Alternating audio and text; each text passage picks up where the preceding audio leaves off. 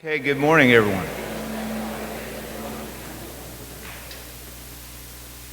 It's nice to see you here. It's, as I said to a couple people, doing routines like this just make it feel all the more normal and right. And so I appreciate your being up early and dressed nicely. It's fun to see you and really good to see you. This is one of a number of programs that we do at school that signifies we want to be intentional about rites of passage, so that when you are a ninth grader, you think about where I am in my journey through schooling, and particularly at the front or beginning of high school, and what are important topics that I should keep in mind as I go through this journey.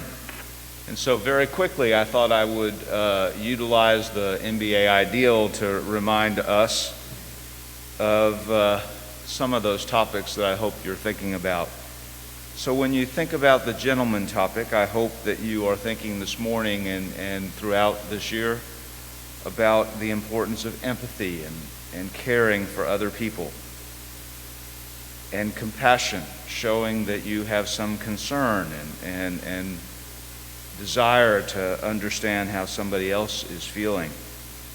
And I hope you'll think about the community in the sense that when we all get to the stage of recognizing that we are part of a whole, and the whole is greater than the parts, the whole will be greater because we, in fact, will contribute to it rather than thinking we're at the center of it. And I hope you'll think about respect for yourself, respect for others, respect for institutions and programs that you are a part of.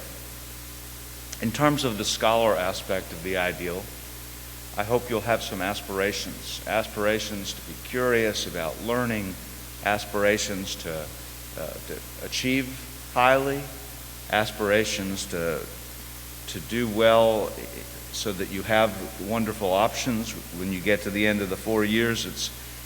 If we could sort of transport all of you in time to your senior year and have you confront, the college application process and know what you would have wanted to have accomplished in those span of years, I think that would be a motivating force.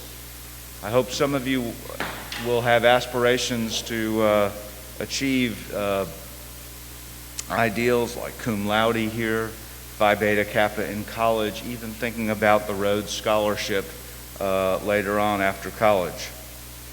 In terms of the athletic dimension of the ideal, I hope all of you will take very good care of yourselves.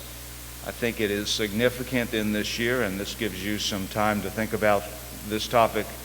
The school is committing a tremendous amount of resource and planning to building a new part of the campus focused on wellness and emotional wellness, psychological wellness.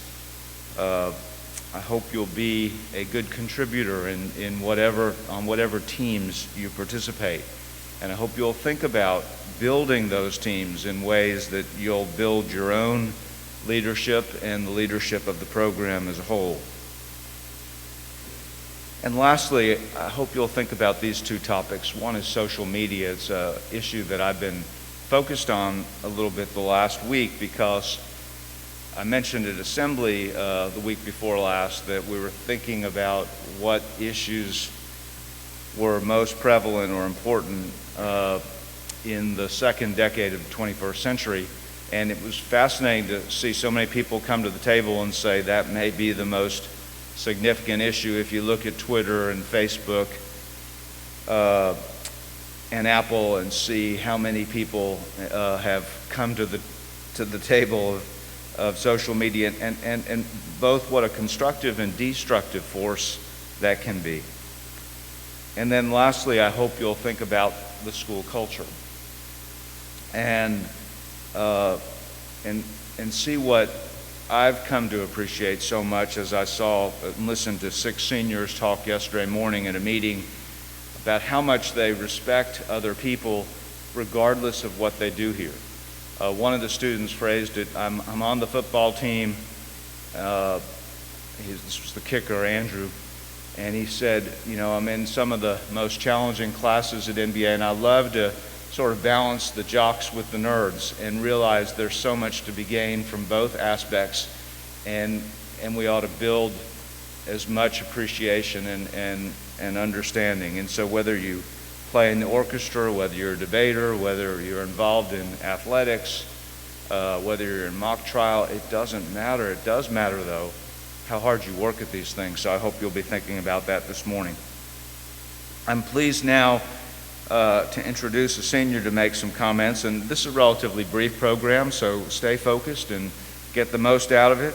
I met with Jackson Pickett the other day about his talking this morning. I could tell that he was earnestly pleased to be part of this morning's ceremony. And he's got a brother in this class, and the school, I think, means a lot to him. He's a 4-year member of the swimming team. I talked to his coach this morning about him. He's very proud of you, Jackson, and what you've done. He says he's a really important leader on the team. His friendships are really important. He spoke to me about a classmate of his that he thinks the world of and how that friendship has enriched his life, and I hope that you find those kinds of friends here. He's a leader of the student section at the games, and he's embraced the spirit of the school, and I know he'll do a great job this morning, so please join me in welcoming Jackson Pickett to this podium.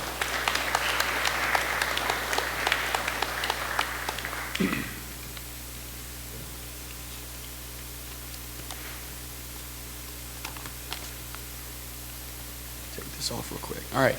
Good morning. My name is Jackson Pickett, and I'd like to introduce myself to those of you who don't know me as not only a senior at MBA, but also as your fellow classmate Lewis's older brother. I want to begin by welcoming all of you to your first year of high school. I hope each one of you has been able to have as smooth of a transition into high school as possible during these unpredictable times. I would also like to thank Mr. Bassett and Mr. Joy for giving me the opportunity to talk with you freshmen. And hopefully I will be able to leave you all with some guidance about your upcoming years of high school this morning. Before I came to MBA in 7th grade, I sat down and had a conversation with a recently graduated alumnus named Cole Jones. He gave me a little notebook after we talked that had around 10 short but meaningful pieces of advice in it. Now, having made it to my senior year, I understand how accurate and important each of these words of wisdom are, and I want to share the one that resonated with me the most. Cole told me that the days are long, but the years are short. This statement depicts MBA perfectly. As we all know, the Hill can bring some pretty tough days that feel so long, but as you all mature, it will become evident that each school year goes by so fast, and if you don't take the time to cherish every moment, whether it is good or bad, you won't be able to enjoy high school as much as you could have. I really want you all to cherish those moments where you're killing time in a study hall by socializing with some guys, or those quick 5 minutes you normally get in class before the lesson starts, because moments like these are the ones that stick with you.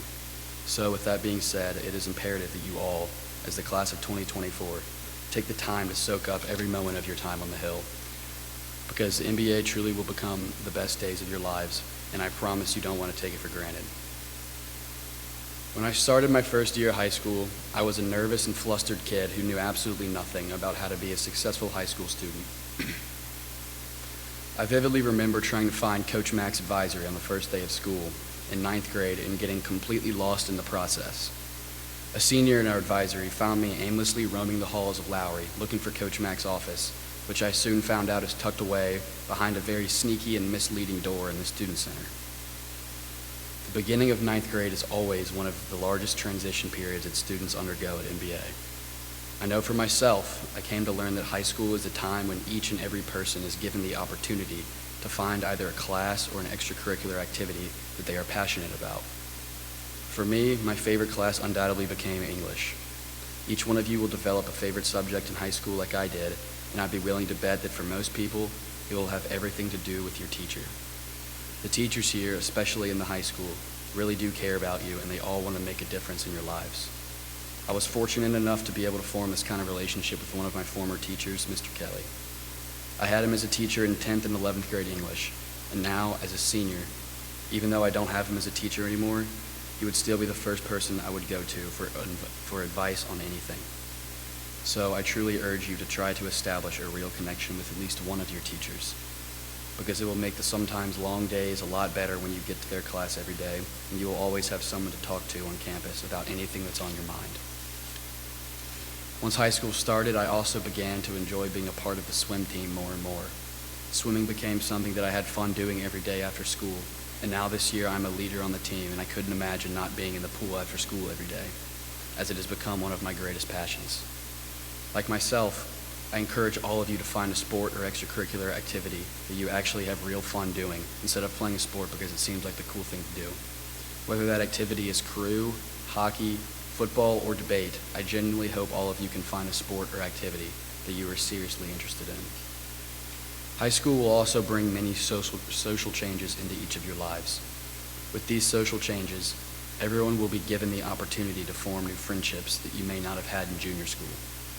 I want you all to push yourselves to branch out from strictly the group of guys you hung out with in junior school and make new friends, because high school, without a doubt, will bring you new friendships that will last forever.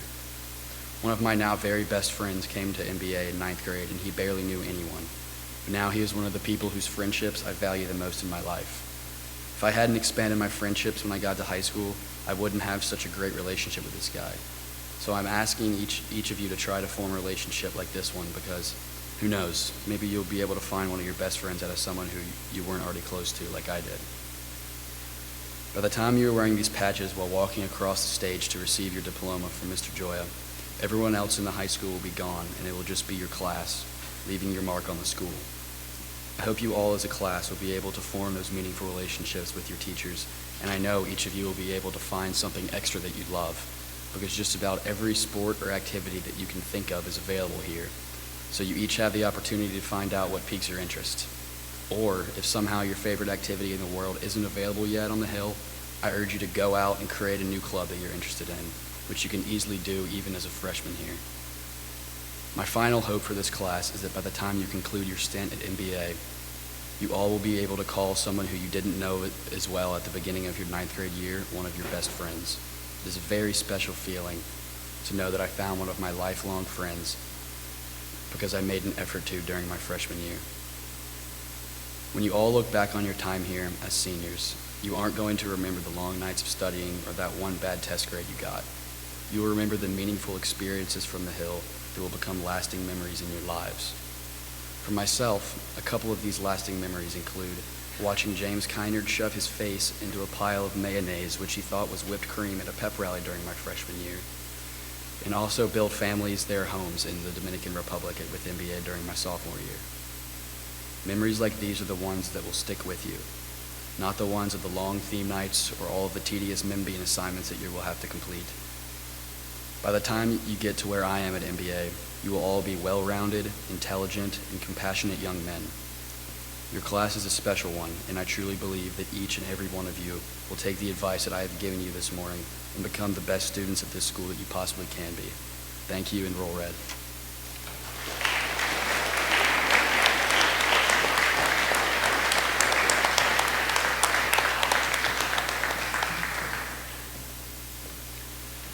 Thank you, Jackson, for your wonderful words this morning. You speak to the heart of the ceremony by calling the class to understand who they are, who they can be, and by encouraging them to embrace each other. We're now going to watch a clip from the 1962 film adaptation of To Kill a Mockingbird.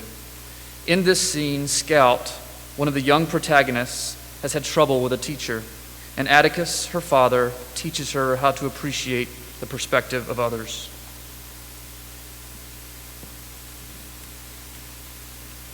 Scout, what in the world has got into you?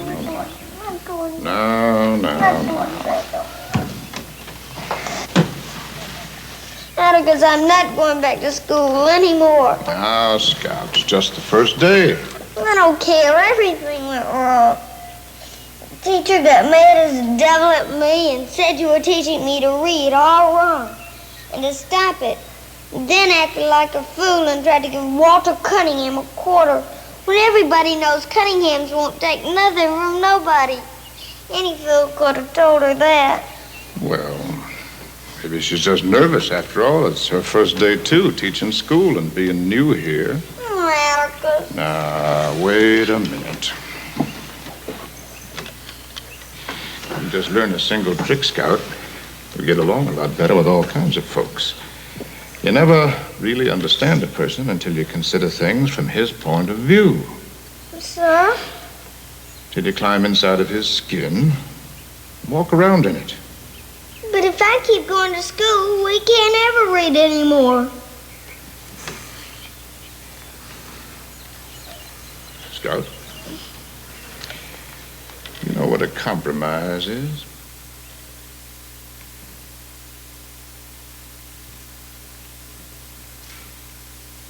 Prior to teaching at MBA, Mrs. Sherry Roberts was a nurse in the oncology unit. I realized over time that she was such a successful teacher because she gained the empathy for understanding people who needed help, needed understanding, needed someone to care about them. She taught here for 14 years.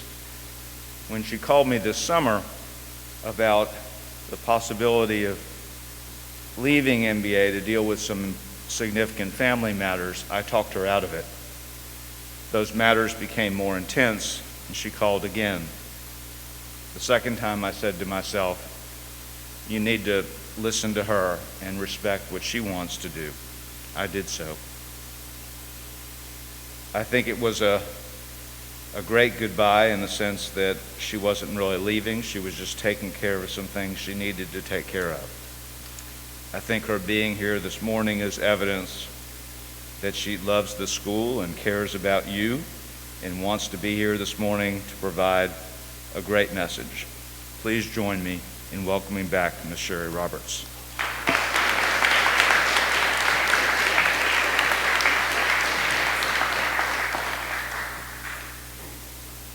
Jackson did a great job.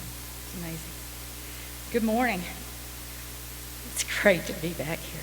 I want to thank Mr. Joya and Mr. Bassett for giving me this opportunity just to be able to see all your faces, well, part of your faces again. Those of you who had me as a teacher, you know of my habit of sharing survival tips in my classroom, and today is going to be no different.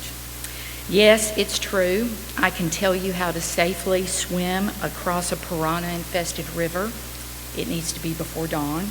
And I can tell you how many times it's safe to drink your own urine when you've been stranded for days without water, and how to survive a freak septic tank or wet concrete accident that could kill or debilitate you.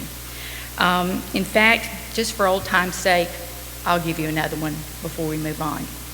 If you're ever traveling in the outback of Australia, it's dry, it's hot, you decide to go in somewhere and get a bit of liquid refreshment, please understand when you're finished, do not turn your glass upside down and put it on the bar. If you do, in the outback, that means that you want to fight everyone in the room. So it is a very defiant gesture that's, oh, okay, I'm ready to do this. Believe me, I've checked it out with Dr. Creamer, that's what happens. Today's ceremony is an official acknowledgement that you are now high schoolers. That being said, I would like to impart to you some survival tips for your next 4 years on the Hill. Number one, show up. You notice I didn't say just show up. I said show up. The two terms are vastly different. It is obvious by law and for your well-being you must attend school. But this tip is about being physically and emotionally present in the moment every day. It's easy to get out of bed, come to school, go to practice afterwards, gobble your food at dinner, and go up to your room. But it is vastly more challenging to be present every day as a friend, a student, a family member, and one of the human race.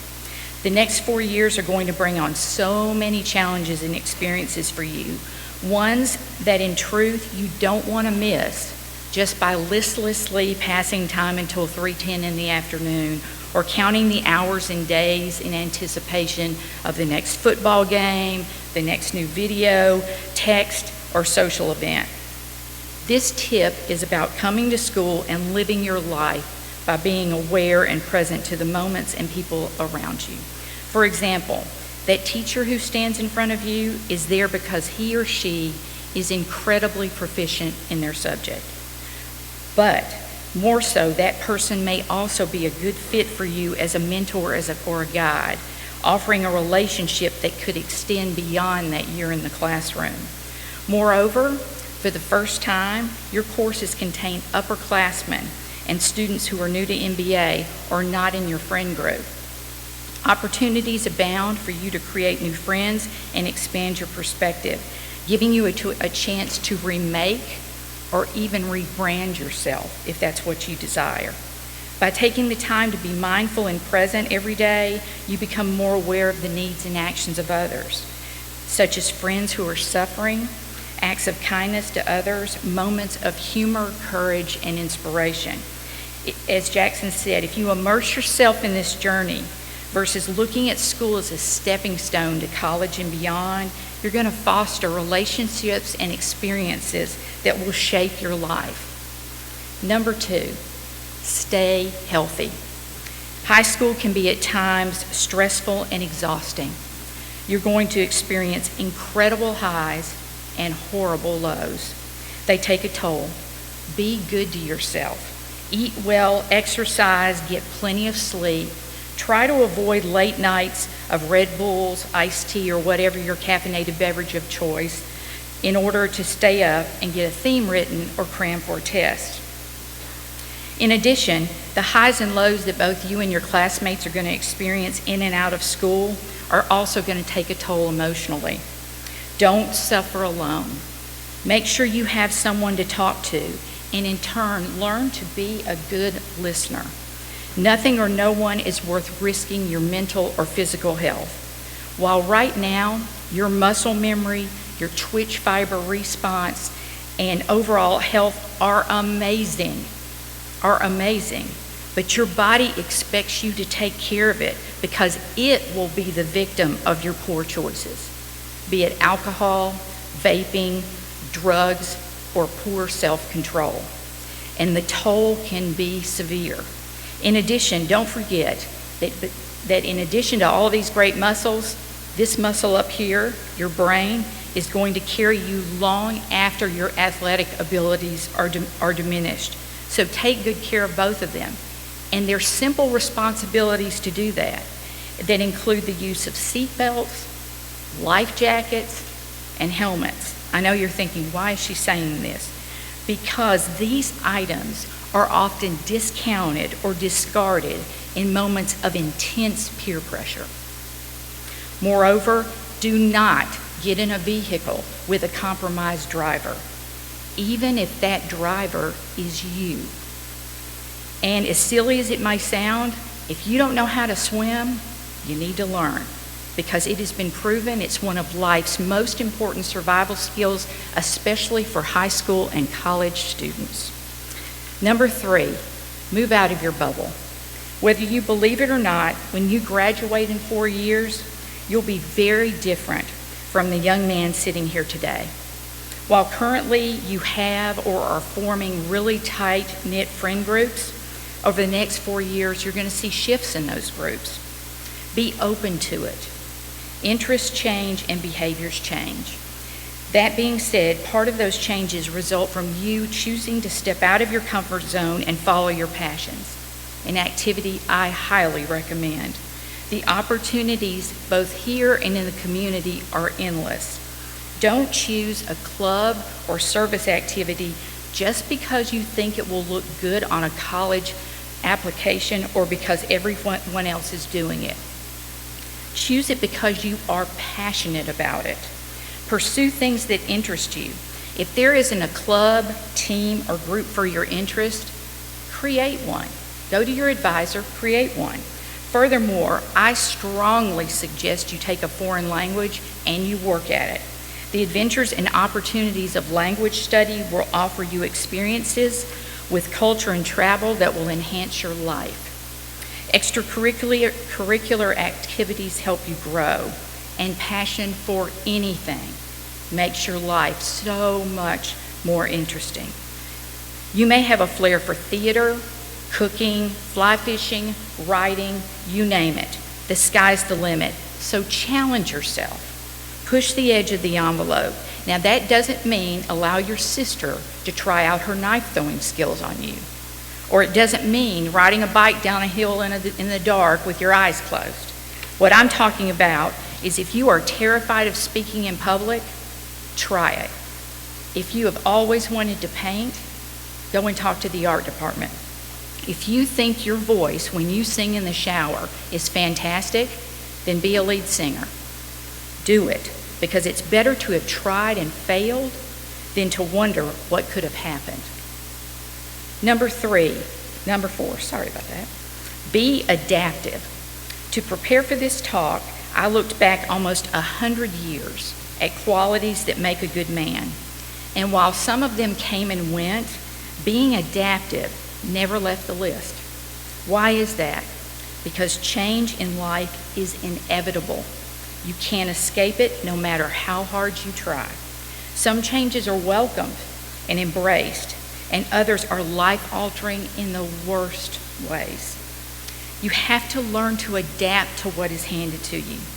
I stand here before you today in a situation I never would have imagined back in April. The last few months have brought heartbreaking grief and loss to me and my family. And the pandemic has altered several of my loved ones' lives in ways we couldn't have ever imagined. The result? I had to leave a job I loved to deal with the changes. While it was not what I wanted, believe me, it was best for everyone. And I am learning something new about myself and life every day. Be resilient. And while events like being cut from a team, failing class, the ending of a relationship, and the losing of friends or family are unpleasant and sometimes horrible, that pain and its eventual healing etches your soul in ways that make you stronger and in some cases better for it. The old adage, when a door closes, a window opens, really has some truth to it. Number 5, be empathetic. Walk in someone else's shoes.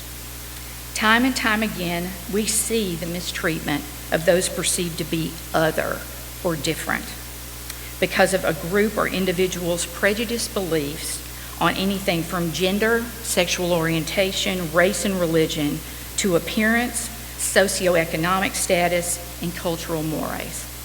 Unfortunately, I have seen this behavior many times in my life. Here are just a few examples. In elementary school, I was saddened and confused when my black friends were terribly mistreated following a Nashville boycott over busing to schools. A few years later, sitting in the car with my mother, I was horrified to see a group of young people beat an old man almost to death at an intersection. During my years in nursing, my AIDS patients, both young and old, were ostracized by their families, communities, and churches.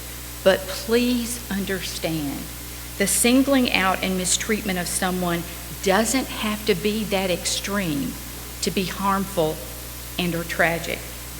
There are everyday situations that you may feel are innocent, but in reality are not. Think about occasions where you have a nickname for someone in your friend group.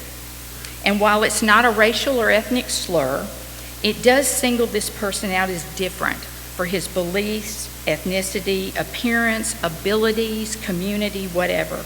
And a part of you knows deep down it might be offensive and hurtful, but you never ask your friend how he feels about it. You rationalize it by saying, hey, he never seems upset. We're friends. It must be okay.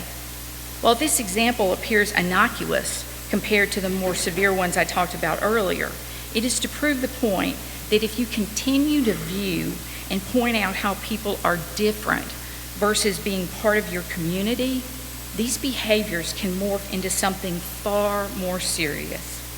Case in point.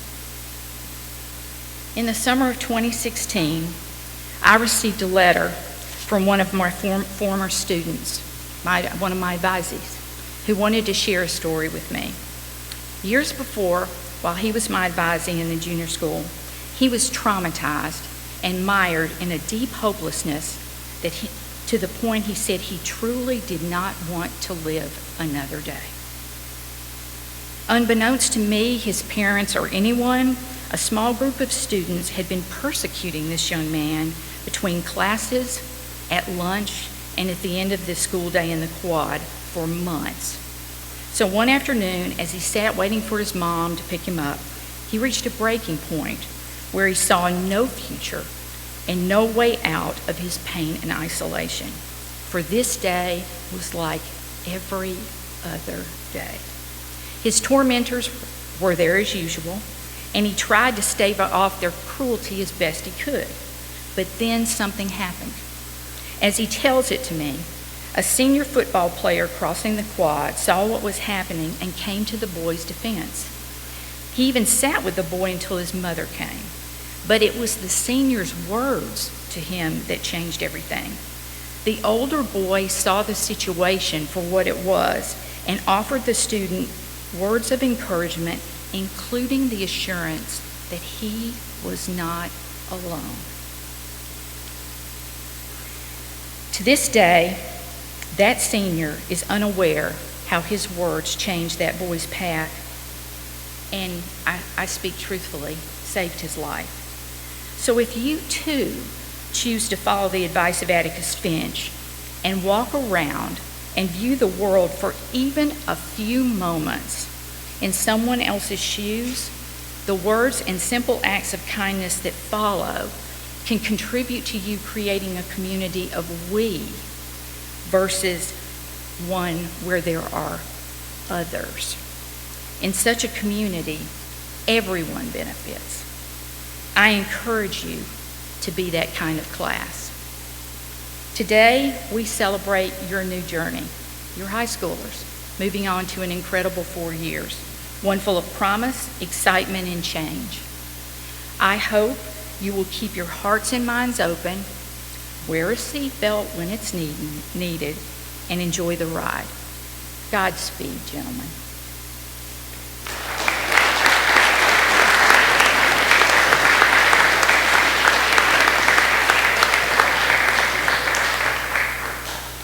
Thank you for your words of encouragement and for your survival tips, Mrs. Roberts. We appreciate all that you did inside and outside the classroom at MBA, and we hope you visit often. Now, gentlemen, your class will be defined by the principles discussed in this ceremony: how well you care for each other, how inclusive you are of each other and others, the types of teams that you build in athletics and other extracurricular activities, and whether you pursue endeavors to contribute to something greater than yourselves. The 9th grade year is an important beginning to a season of your life in which your foundation will be built. This patch ceremony is meant to commemorate this beginning of your high school journey at MBA. The patch that you will receive in a moment is meant to symbolize the values and ideals of the MBA community. We hope that you will wear it with pride. Please now open your letters that you received this morning and follow along with me as I read through the charge they contain.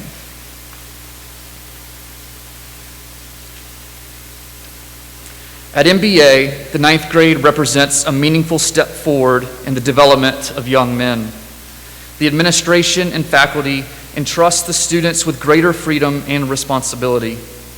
As you attain more freedoms and your responsibility increases, you are expected to be self-motivated young men of commitment, discipline, empathy, humility, and service to peers and community, building toward a future leadership role in one or more areas of school-wide community life. The wearing of this patch symbolizes this transition, which will culminate with its proud display at your graduation from Montgomery Bell Academy. The MBA patch embodies the honor, respect, leadership, self-discipline, citizenship, and leadership that you will develop through your relationships with faculty, coaches, mentors, and one another through your experiences in and beyond the classroom at MBA. Please honor and strive to take personal ownership over these ideals. They are the primary legacy built through 152 years of the gentleman, scholar, athlete tradition at MBA. We hope that you'll wear this patch with pride at coat and tie occasions until you walk across the graduation stage to receive the MBA diploma. We are excited for you to embark on this next part of your MBA journey. Welcome to the high school. Thank you this morning to the Junior School Orchestra for playing as you pick up your own patches. Please follow the directions of Mr. McMahon and Mr. Tate as they direct you to line up by row.